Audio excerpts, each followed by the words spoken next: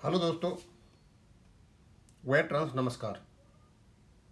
मैं बताना चाहूँगा कि एक वीडियो मैंने पाटनी साहब का पहले डाला था। उन्होंने ये पूछा है कहाँ है संविधान और कहाँ है लोकतंत्र, जब बैंक पेंशनर्स को उनकी न्यायोचित मांगें नहीं सुनी जा रही हैं।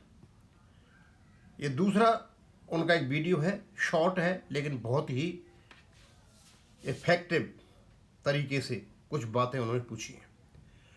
पढ़ के बताता हूँ। जन जागरूकता लेख लगभग, क्योंकि वो उसमें संपादकीय लेख लिखते रहते हैं अपने एरिया में, वहाँ के लोकल पेपर्स के लिए, और जन जागरूकता से संबंधित बहुत सारे लेख हैं उनके, और ये बैंक पेंशन से संबंधित है तो सीधा सीधा है उनका। ये जो कुछ भी लिखा हुआ है हम इसको अपने यहाँ चैनल पर जगह देते हैं और ये बहुत इफेक्टिव हो रहा है। नियंत्रण सरकार का तो जवाबदेही किसकी। वो कहना चाहते हैं कि बैंक भारत सरकार के हैं तो जिम्मेदारी भी, जवाबदेही तो सरकार की ही होनी चाहिए ना। जब भी कोई जवाबदेही की बात आती है सरकार पर, तो बैंकों की तरफ जाओ, यूनियन की तरफ जाओ, आईबीए की तरफ जाओ, अपने से पल्ला झाड़ करके दूसरी तरफ जाओ। लेकिन जब मलाई खाने का मतलब आता है, जब डिविडेंड खाने का समय आता है, तो लंबे लंबे हाथ करके सारा कुछ उधर ट्रांसफ़र करा लेते हैं।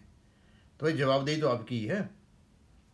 कहते हैं भारत में सार्वजनिक क्षेत्र के बैंक एक अनोखी व्यवस्था का उल्लंघन है।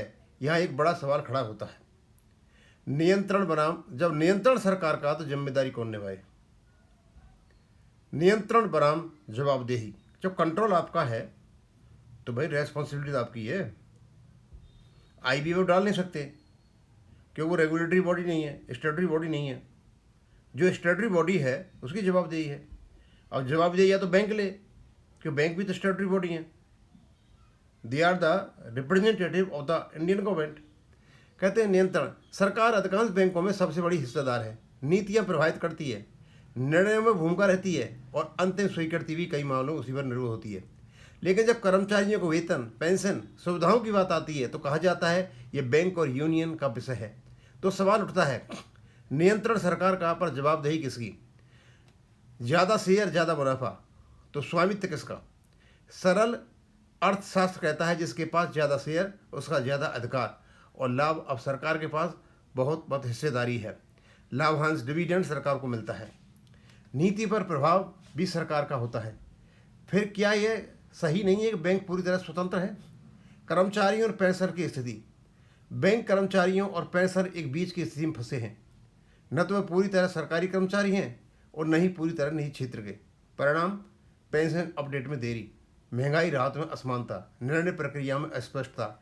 असली समस्या क्या है, कंट्रोल बिना अकाउंटेबिलिटी। सरकार कहती है बैंक स्वतंत्र है, बैंक कहते हैं सरकार की अनुमति जरूरी है, और बीच में फैसला है आम कर्मचारी और पेंशनर।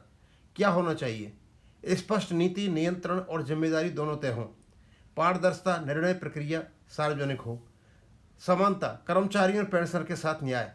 जवाबदेही, जो नियंत्रण रखे वही जिम्मेदारी भी निभाए। अंतिम सवाल, अगर सरकार नियंत्रण चाहती है तो उसे जवाबदेही से पीछे हटना चाहिए, और अगर बैंक स्वतंत्र है तो क्या उन्हें पूर्ण निर्णय लेने की आज़ादी नहीं मिलनी चाहिए। निष्कर्ष, ये केवल बैंकिंग का मुद्दा नहीं है, ये प्रशासनिक नैतिकता और जवाबदेही का सवाल है।